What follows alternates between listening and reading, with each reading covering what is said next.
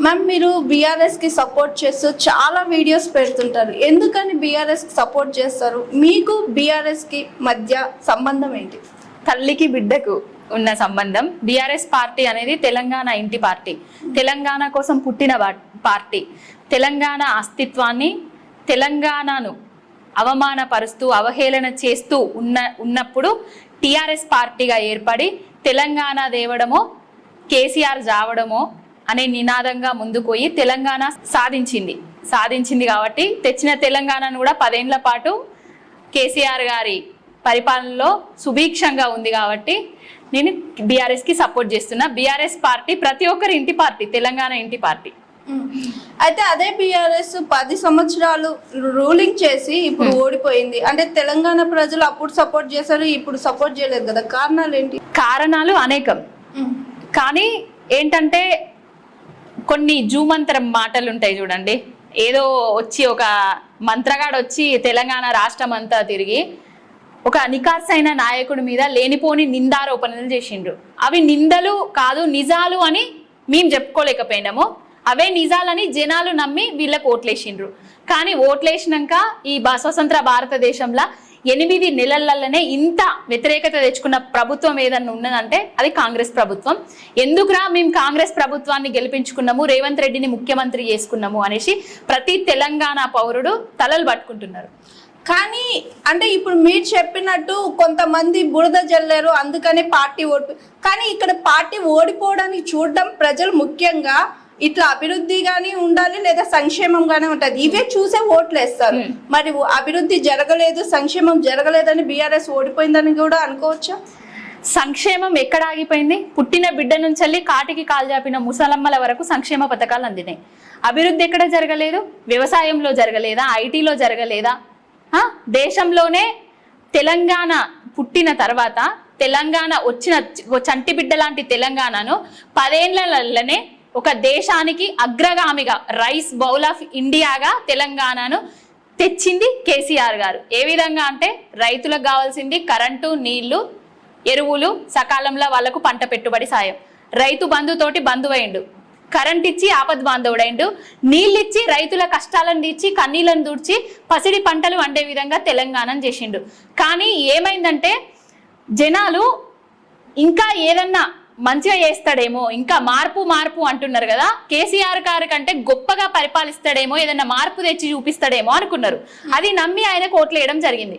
కానీ అధికారంలోకి వచ్చిన తర్వాత జనాలు ఈ విధ్వంసాలను, ఈ అరాచకాలను, ఈ అన్యాయాలను చూసి ఇప్పుడు ఎందుకురా మేము రేవంత్ రెడ్డిని ముఖ్యమంత్రిగా చూస్తున్నాము, ఎందుకురా మేము తెలంగాణలో కాంగ్రెస్ ప్రభుత్వాన్ని ఎంచుకున్నాము అనేసి డైలమాల పడ్డారు జనాలందరూ. ఓకే, అసలు మీరు ఇప్పుడున్న ప్రభుత్వాన్ని ఎందుకని టార్గెట్ చేసి మాట్లాడుతున్నారు? ఏం నచ్చలేదు? అప్పుడున్న ప్రభుత్వంలో సకాలంలో నీళ్ళు వచ్చినాయి రైతులకు. నేను ఒక రైతు కుటుంబానికి చెందిన దాన్ని. తర్వాత రాజకీయ నాయకుడు మా నాన్న, బీఆర్ఎస్ పార్టీయే. సకాలంలో నీళ్ళు వచ్చినాయి, ఎరువులు వచ్చినాయి, పంట పెట్టుబడి సాయంతో కరెంట్ వచ్చింది, అన్నీ వచ్చినాయి. అందుకే బీఆర్ఎస్ పార్టీలో సుభిక్షంగా ఉన్నారు జనాలందరూ. కానీ రేవంత్ రెడ్డి వచ్చిన తర్వాత ఏమైంది? రైతు బంధు బంద్ అయింది, రైతు బీమా బంద్ అయింది, వ్యవసాయం దండగా అయింది. పండగ అన్న వ్యవసాయాన్ని దండగా చేసిండు. తెలంగాణ వస్తే చీకటి అవుతుంది, అంధకారంలోకి పోతుందని కిరణ్ కుమార్ రెడ్డి చెప్పిండు, అప్పటి ఉమ్మడి ఆంధ్రప్రదేశ్ ముఖ్యమంత్రి. తెలంగాణ వస్తే అంధకారం కాదు వెలుగులు తీసుకొస్తా అని కేసీఆర్ చూపించిండు. కానీ మళ్ళా అదే అంధకారాన్ని తీసుకొస్తున్నాడు. కరెంటు పోతుందా? కేసీఆర్ గారి పాలనలో ఎప్పుడన్నా కరెంటు పోయిందా? మిమ్మల్ని అడుగుతున్నా. ఓకే, పోలేదు. అందుకని మీరు ఇప్పుడున్న ప్రభుత్వాన్ని టార్గెట్ చేసి మాట్లాడారు. కరెంటు గురించేనా లేదంటే ప్రభుత్వం అందించే సంక్షేమాలు అసలు అందటం లేదని టార్గెట్ చేస్తున్నారా, లేదా వాళ్ళు చేసే రూలింగ్ బాగాలేదని టార్గెట్ చేస్తున్నారా? ఏం నచ్చలేదు ముఖ్యంగా మీకు ఇప్పుడున్న గవర్నమెంట్ లో? ఇప్పుడు అధికారంలోకి వచ్చిందబ్బా, అలవి కాని హామీలు ఇచ్చిండ్రు. 6 గ్యారంటీలు అన్నారు, 13 హామీలు అన్నారు, 420 హామీలు ఇచ్చిర్రు జనాలకు. దళిత బంధును 12 లక్షలు చేస్తా అన్నాడు, ఉన్న 10 లక్షల దళిత బంధును ఊడబికిండు. రైతు బంధును 15,000 చేస్తా అన్నాడు, రైతు భరోసా చేస్తా అన్నాడు. అధికారంలోకి వచ్చి 8 నెలలైనా కూడా రైతు బంధు వేయలేదు ఇప్పటి వరకు. ఒక పంటకేసిండు. ఇప్పుడు జూన్లో పడాల్సిన రైతు బంధు పైసలు ఏ రైతుకు వల్లేదు. రైతు బీమా, ఏ ఇంట్లో అయితే రైతు పాము కాట్లకో ఏదన్నా అపాయం వచ్చి చనిపోయింది అనుకో, ఆ కుటుంబాన్ని ఆదుకోవడానికి రైతు బీమా పథకాన్ని కేసీఆర్ గారు ప్రవేశపెట్టిండ్రు. కానీ ఎవరికి రైతు బీమా వస్తుంది, ఎవరికి కళ్యాణ లక్ష్మిల తులం బంగారం వస్తుంది, ఎవరికి ఏం చేస్తున్నారు? 2500 మహిళలకు ఇస్తా అన్నాడు, 2000 పెన్షన్ 4000 చేస్తా అన్నాడు, మహిళలందరికీ స్కూటీలు ఇస్తా అన్నాడు. ఎక్కడ పోయినాయి ఇచ్చిన హామీలన్నీ? అందుకోసమే ప్రశ్నిస్తున్నాను. ఓకే మ్యామ్, మీరు కేసీఆర్ గారిని ఏమో బాపు అంటారు, రేవంత్ రెడ్డి గారిని గుంపు మేస్త్రి అంటున్నారు. అలా అనాల్సిన అవసరం ఏముంది? ఎందుకంటే ఒక ముఖ్యమంత్రిని గుంపు మేస్త్రి అలా మాట్లాడడం కరెక్ట్ అని మీరు అనుకుంటున్నారా? ఇప్పుడు కేసీఆర్ గారిని బాపు అంటానా అనంటే, దేశానికి స్వతంత్రం తీసుకొచ్చిన మహాత్మా గాంధీ దేశానికి బాపూజీ ఎట్లయిందో, తెలంగాణకు స్వతంత్రం తీసుకొచ్చిన కేసీఆర్ కూడా తెలంగాణకు బాపూజీ లాంటి వాడే. అదేవిధంగా గుంపు మేస్త్రి అని ఎందుకంటున్నా అంటే, తెచ్చిన తెలంగాణను ఇప్పుడు ఈయన అధికారంలోకి వచ్చి అలవి కాని హామీలు ఇచ్చి హామీలన్నీ ఒడ్డున పెట్టేసి ప్రజలకు ఏవి ఇయ్యకుండా మారుస్తూ నేను సీఎంను కాదు గుంపు మేస్త్రిని లప్పము సున్నము అని ఆయననే చెప్పుకున్నాడు ఒక ఇంటర్వ్యూలో. ఆయన సీఎం లెక్క పరిపాలిస్తలేడు కాబట్టే గుంపు మేస్త్రి లెక్క చేస్తున్నాడు కాబట్టే ఇక గుంపు మేస్త్రీలు నయ్యం ఈయనకంటే. చెప్పాలంటే గుంపు మేస్త్రీలు నయ్యం ఈయనకంటే.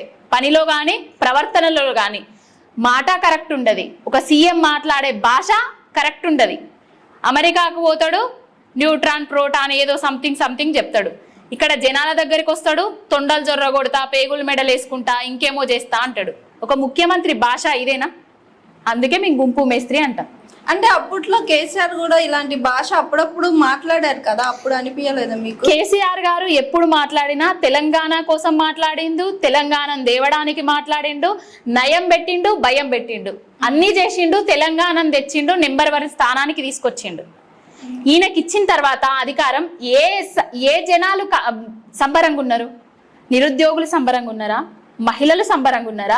రైతన్నలు సంబరంగా ఉన్నారా? అసలు ఎవరి ముఖాలలో చిరునవ్వులు కనిపిస్తున్నాయి ఇది కాంగ్రెస్ ప్రభుత్వం అధికారంలోకి వచ్చిన తర్వాత? మ్యామ్, ఇప్పుడు మీ మాటల్లోనే అన్నారు కదా నిరుద్యోగుల గురించి. మరి బీఆర్ఎస్ పార్టీ అధికారంలో ఉన్నప్పుడు కూడా నిరుద్యోగులు ఇలాగే ధర్నాలు చేశారు, జాబ్ క్యాలెండర్ వదలండి, జాబ్ నోటిఫికేషన్ ఇవ్వండి అని చెప్పి. అప్పుడు ఎందుకు స్పందించలేదు, ఇప్పుడు ఎందుకు స్పందిస్తున్నారు? అసలు తెలంగాణలో నిరుద్యోగుల పరిస్థితి ఏంటి? ఇట్లా అప్పుడు బీఆర్ఎస్ కావచ్చు, ఇప్పుడు కాంగ్రెస్ కానీ, నిరుద్యోగుల పరిస్థితి క్వశ్చన్ మార్క్ లాగా అయిపోతుంది. దీని మీద మీ స్పందన ఏంటి? ఒక్క నిమిషం, మీకు మేము ఎన్ని ఉద్యోగాలు ఇచ్చినామో మీకు చూపిస్తాను. నేను 2 లక్షల ఉద్యోగాలు ఇచ్చినాం. మేము 2 లక్షల ఉద్యోగాలు ఇచ్చినాము. ప్రధానంగా నిరుద్యోగులే కదా మ్యామ్ ఓటు బ్యాంకు చీల్చి కాంగ్రెస్ కేసు. మేము చేసింది చెప్పుకోలేకపోయినాం. మేము చేసిన తప్పేందంటే మేము చేసింది చెప్పుకోలేకపోయినాము. ఇగో హామీ ఇచ్చింది 1,00,000, ఇప్పటి వరకు భర్తీ చేసింది 60,000. తెలంగాణ ప్రభుత్వంలో పోలీస్ డిపార్ట్మెంట్లో 47,000 ఉద్యోగాలు ఇచ్చినాం. తెలంగాణ స్టేట్ పబ్లిక్ సర్వీస్ కమిషన్లో 35,000 ఉద్యోగాలు ఇచ్చినాం. డిపార్ట్మెంట్ ఆఫ్ సెలక్షన్ కమిటీలో 22,000 ఉద్యోగాలు ఇచ్చినాం. ఇతర ఇన్స్టిట్యూషన్లో 49,000 ఇచ్చినాము. గురుకులాలల్లో 3,000 పైచీలకి ఇచ్చినాము. మెడికల్ అండ్ హెల్త్లో 2,000 పైచీలకి ఇచ్చినాము. ఇప్పుడు రేవంత్ రెడ్డి ప్రభుత్వం వచ్చిన తర్వాత మేము ఇచ్చినాము అని చెప్పుకుంటున్నారే కాంగ్రెస్ ప్రభుత్వపుళ్ళు 30,000 ఉద్యోగాలు.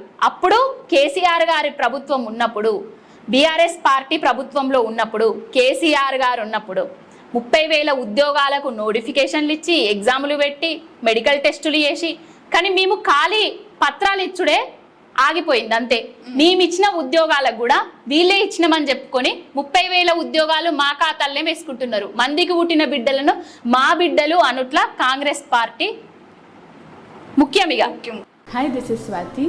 లైక్ చేయండి, షేర్ చేయండి, కమెంట్ చేయండి అండ్ సబ్స్క్రైబ్ చేయండి GRTV. Hi, this is Monica. Please like, share and subscribe GRTV.